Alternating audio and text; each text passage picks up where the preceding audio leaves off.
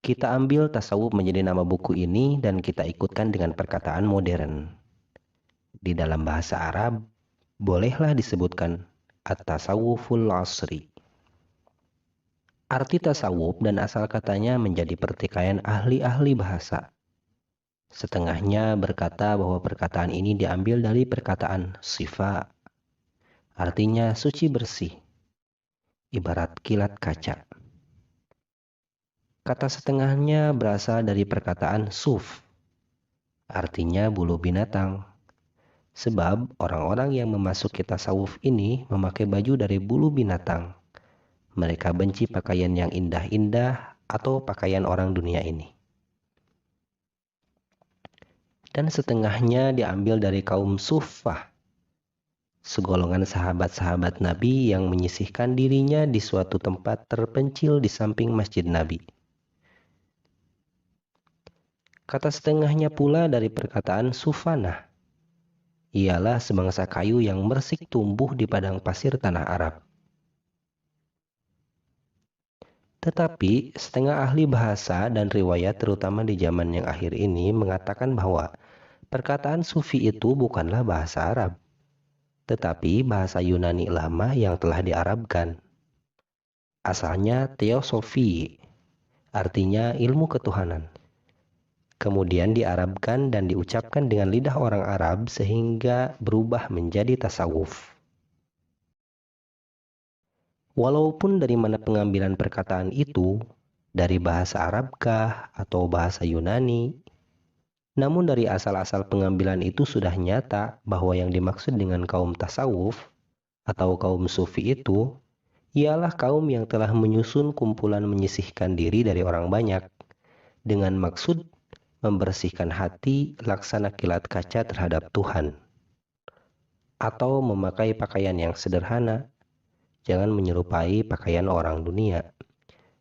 Biar hidup kelihatan kurus kering bagai kayu di padang pasir, atau memperdalam penyelidikan tentang hubungan makhluk dengan Khaliknya, sebagaimana yang dimaksud perkataan Yunani itu. Bila disebut orang nama kaum sufi, terutama di negeri kita ini, teringatlah kita kepada tarikat. Misalnya tarikat Naqsyabandiyah, Syaziliyah, Samaniyah, dan tarikat Haji Palopo di Tanah Bugis. Bila kita pelajari tarikat yang ada di sini, kelihatanlah mempunyai peraturan sendiri-sendiri. Padahal pada asalnya tasawuf itu tidaklah mempunyai peraturan tertentu yang tidak boleh diubah-ubah. Yang sebetulnya tasawuf itu adalah menempuh kemajuan juga. Dia adalah semacam filsafat yang muncul kemudian setelah zaman Nabi, yang maju mundur menilik keadaan zaman dan keadaan negeri. Tasawuf adalah salah satu filsafat Islam, yang maksud awalnya hendak juhud dari dunia yang fana. Tetapi lantaran banyaknya bercampur gaul dengan negeri dan bangsa lain, banyak sedikitnya masuk jugalah pengkajian agama dari bangsa lain itu ke dalamnya. Karenanya tasawuf bukanlah agama, melainkan suatu ikhtiar yang setengahnya diizinkan oleh agama dan setengahnya pula dengan tidak sadar telah tergelincir dari agama, atau terasa enaknya pengajaran agama lain dan terikut tanpa terasa. Ibnu Khaldun berkata, tasawuf itu adalah semacam ilmu syariah yang timbul kemudian di dalam agama. Asalnya ialah bertekun beribadah dan memutuskan pertalian dengan segala selain Allah, hanya menghadap Allah semata. Menolak hiasan-hiasan dunia, serta membenci perkara-perkara yang selalu memperdaya orang banyak, kelezatan harta benda, dan kemegahan. Dan menyendiri menuju jalan Tuhan dalam khalwat dan ibadah. Demikianlah kalau kita dengarkan kupasan Ibnu Khaldun, yang meneropong suatu perkara dari segi ilmu pengetahuan. Akan tetapi, ahli-ahli tasawuf yang terbesar mempunyai pula kaidah sendiri-sendiri tentang arti tasawuf itu. Ada yang berkata, tasawuf ialah putus perhubungan dengan makhluk dan kuatnya perhubungan dengan Khalik. Junaid berkata, Tasawuf ialah keluar dari budi perangai yang tercela dan masuk kepada budi perangai yang terpuji. Yang paling hebat ialah seperti yang diartikan oleh Al-Hallaj. Seketika dia telah disalibkan dan menunggu ajal, sebab dia berkeyakinan bahwa dirinya bersatu dengan Tuhan. Maka datang seorang bertanya kepadanya, "Di waktu sekarang, patut engkau mewariskan kata kepada kami. Apakah arti sejati dari tasawuf itu?" Darah telah titik dari tubuh dan dari matanya. Punggungnya telah hangus kena panas, hanya menunggu tubuhnya akan dipotong-potong. Waktu itu dia berkata, kata yang penghabisan, "Tasawuf ialah yang kau lihat dengan matamu ini. Inilah dia tasawuf." Tatkala kerajaan Islam bertambah besar dan pemeluk agama Islam bertambah tersiar keluar tanah Arab, bertemulah dia dengan bangsa-bangsa dan agama-agama serta pemikiran-pemikiran baru. Masuklah paham filsafat ke dalam dunia Islam dan suburlah ahli pikir Mu'tazilah dan mulailah timbul kaum tasawuf itu. Ketika itu kemajuan telah menyebabkan bingung. Kekayaan bertimbun masuk ke dalam dunia Islam, kehidupan sangat megah, sehingga mahar al-Ma'mun kepada bauran anak wazirnya saja lebih 1.000.000 dinar. Di samping itu, dalam majelis istana terjadi bantahan ahli-ahli pikir tentang ketuhanan. Apakah Tuhan menakdirkan juga kejahatan manusia? Tentang manusia sendiri, apakah dia masih tetap Islam kalau sekiranya dia mengerjakan dosa besar? Tentang Al-Quran, apakah dia hadis atau qadim? Dan lain-lain sebagainya. Sehingga kadang-kadang dapat menimbulkan sengketa dan perbantahan menyebabkan lalai mengerjakan ibadah. Tentu saja timbul golongan yang merasa jemu melihat itu, lalu menyisihkan dirinya. Ia menjauhkan diri dari orang dunia, dari orang yang katanya pintar tetapi telah terlampau pintar, atau orang yang dilalaikan hartanya. Orang yang menyisih itulah asal-usul kaum sufi itu, yang mulanya bermaksud baik tetapi akhirnya telah banyak tambahnya. Maksud mereka hendak memerangi hawa nafsu, dunia dan setan, tetapi kadang-kadang jalan yang mereka tempuh tidak digariskan oleh agama. Terkadang mereka haramkan kepada diri sendiri barang yang dihalalkan Tuhan. Bahkan ada yang tidak mau lagi mencari rejeki, menyumpahi harta, membelakangi huru-hara dunia, dan membenci kerajaan. Sehingga kemudiannya ketika bala tentara Mongol masuk ke negeri Islam, tidaklah ada lagi senjata yang tajam buat menangkis, sebab orang telah terbagi dan terpecah. Sebagian menjadi budak harta yang lebih sayang kepada hartanya daripada agamanya.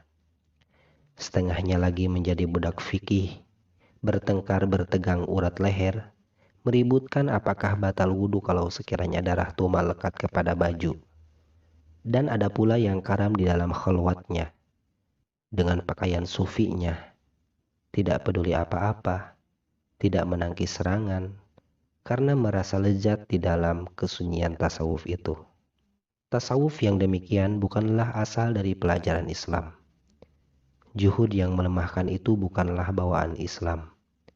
Semangat Islam ialah semangat berjuang, semangat berkurban, bekerja, bukan semangat malas, lemah paruh, dan melempam.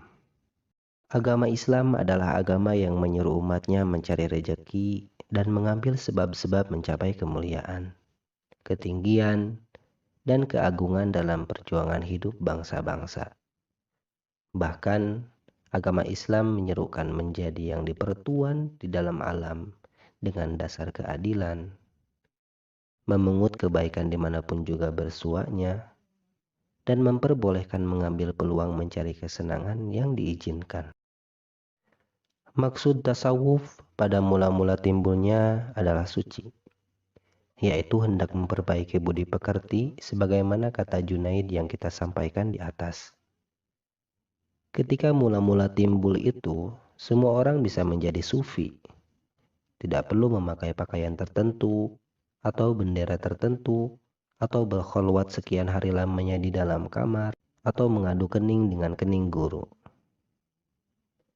Di zaman Nabi Muhammad SAW hidup, semua orang menjadi sufi, yaitu sufi sepanjang artian Junaid tadi.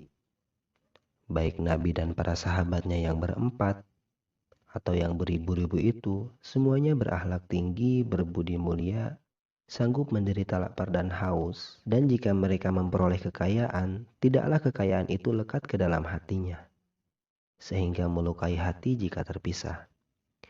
Apalagi suasana ketika itu, pergaulan, letak negeri, semuanya menyebabkan hidup serba kecil menjadi biasa, dan mereka tidak perlu bernama sufi, fikih, atau bernama raja sekalipun.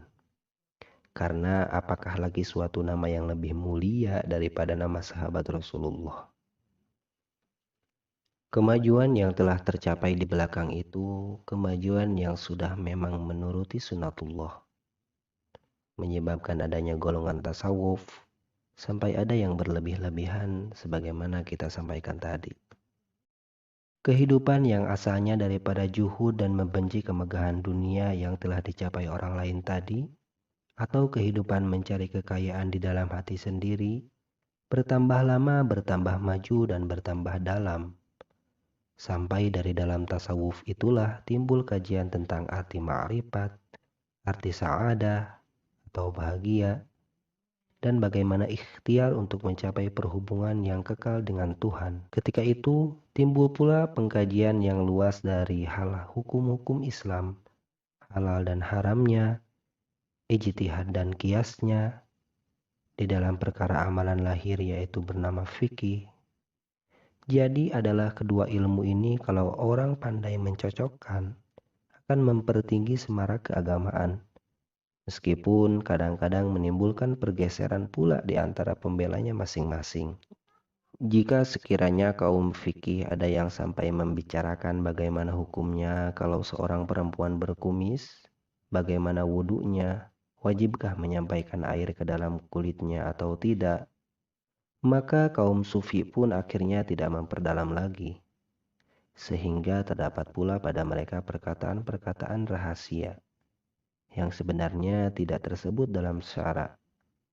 Ada yang mengatakan dapat bersatu dengan Tuhan, dan lain-lain sebagainya. Bekas pendidikan tasawuf semacam itu sangat besar ke dalam dunia Islam. Sekian lamanya kaum muslimin membenci dunia dan tidak menggunakan kesempatan sebagaimana orang lain. Lantaran itu mereka menjadi lemah. Mau berkorban, tidak ada yang akan dikorbankan, karena harta benda dunia telah dibenci. Mau berzakat, tidak ada yang akan dizakatkan, karena mencari harta dikutuki. Orang lain maju di dalam lapangan penghidupan, sedang mereka mundur. Dan bila ada yang berusaha mencari harta benda, mereka dikatakan telah jadi orang dunia. Kiai Haji Mas Mansur berkata, 80% didikan Islam kepada keakhiratan dan 20% kepada keduniaan. Tetapi kita telah lupa mementingkan yang tinggal 20% lagi itu sehingga kita menjadi hina. Sayyid Rashid Ridho berkata ketika memberi syarah akan hadis, juhudlah kepada dunia supaya Allah cinta kepadamu. Dan juhud pula lah kepada yang ada di tangan manusia supaya manusia pun suka kepadamu. Ketika memberi syarah hadis ini, Imam Nawawi telah mengutip perkataan Imam Syafi'i yang berkata tentang mencari harta dunia demikian. Menuntut berlebih harta benda walaupun pada yang halal adalah siksa yang diberikan Allah kepada hati orang yang mukmin. Maka Sayyid Rashid Ridho berkata, perkataan itu jauh dari kebenaran, sebab meminta tambahan harta yang halal itu tidaklah haram, tidaklah siksa. Kalau sekiranya meminta tambahan harta yang halal itu haram dan siksa pula, mengapa dia dihalalkan? Dan bukan pula dia makruh. Jatuh hukum haramnya jika harta yang halal menjadi tangga untuk mencapai yang haram, dan dimakruhkan jika menyebabkan perbuatan tercela. Sahabat-sahabat Nabi yang besar, demikian juga ulama-ulama tabi'in, dan beberapa orang soleh-soleh ialah orang kaya-kaya yang mempunyai harta benda lebih daripada yang perlu. Sehingga menjadi pertikaian paham di antara ulama-ulama. Manakah yang utama di sisi Allah? Seorang kaya syukur dengan seorang fakir yang sabar. Adapun berlebih-lebihan memasukkan rasa kebencian terhadap harta kekayaan dunia itu ke dalam hati sanubari adalah salah satu sebab kelemahan kaum muslimin dan salah satu sebab mereka dapat dikalahkan oleh musuhnya. Kesenangan yang menyebabkan sombong atau lalai dari melakukan kewajiban atau menyebabkan suka kepada haram. Demikian Rashid Ridho. Dengan segala keterangan itu, jelaslah maksud kita dengan buku ini. Kita namai tasawuf, ialah menuruti maksud tasawuf yang asli. Sebagaimana kata Junaid tadi, yaitu keluar dari budi pekerti yang tercela dan masuk kepada budi pekerti yang terpuji. Dengan tambahan keterangan modern. Kita tegakkan kembali maksud semula dari tasawuf, yaitu membersihkan jiwa, mendidik, dan mempertinggi derajat budi, menekankan segala kelobaan dan kerakusan, memerangi syahwat yang lebih dari keperluan untuk kesejahteraan diri.